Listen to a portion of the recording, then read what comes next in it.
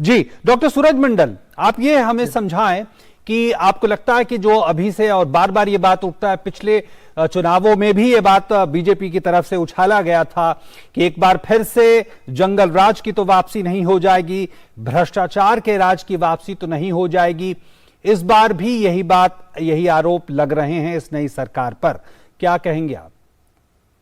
देखिए, जब भी पिछड़ों का, समाज के वंचित वर्ग का सत्ता आता है तो जो ऐसे लोग हैं जो सामंतवाद से पीड़ित हैं, वो आरोप लगाते हैं जंगल राज का। इसको मैं खारिज करता हूं सिरे से।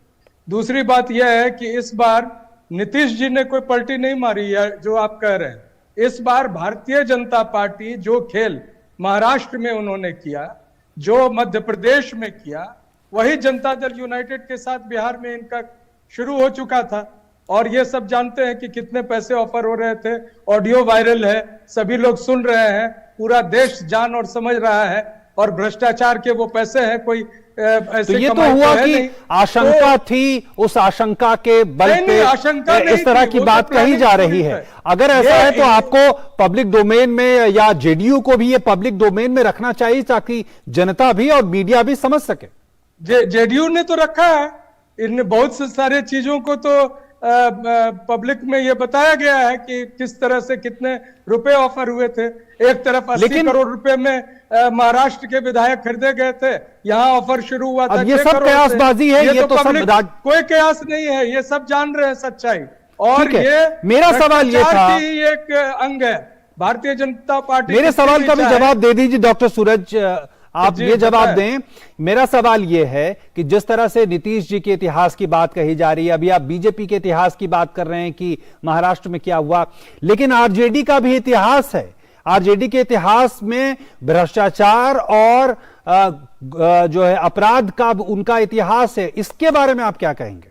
अपराध का रिकॉर्ड तो आप जो नेशनल क्राइम ब्यूरो के जो चार्ट है उससे आपको पता चलेगा। उत्तर प्रदेश में all time high rate of crime है। आप तो उसकी चर्चा नहीं करेंगे। वहां भारतीय जनता, हम तो बिहार की बात कर रहे हैं डॉक्टर। हम बिहार की नहीं, हम पूरे देश में समझा रहे हैं कि क्राइम का जो रेट है वो भारतीय जनता पार्टी के शासित राज्यों में सबसे अधिक है। और दूसरी बात जो आपने पूछा अभी, मैं समझता हूं कि इसमें मूल बात नीतीश जी के इतिहास से नहीं है, आज के वर्तमान से है। जैसे ही नीतीश सरकार ने जाति जनगणना की मांग पर समर्थन किया, उन्होंने विधानसभा में एक ऐलान किया, घोषणा की और जाति जनगणना बिहार में कराए जाने की मांग की, तो पिछड़ा वर्ग विरोधी भारतीय जनता पार्टी के पेट में मरोड़ उठने लगा। वो सबसे अधिक ये ओबीसी राजनीति को कुठाराघात करने के लिए, ओबीसी मुख्यमंत्री को समाप्त करने के लिए भारतीय जनता पार्टी की साजिश थी। अब मैं रामकृपाल जी के पास जाना चाहूंगा। जी।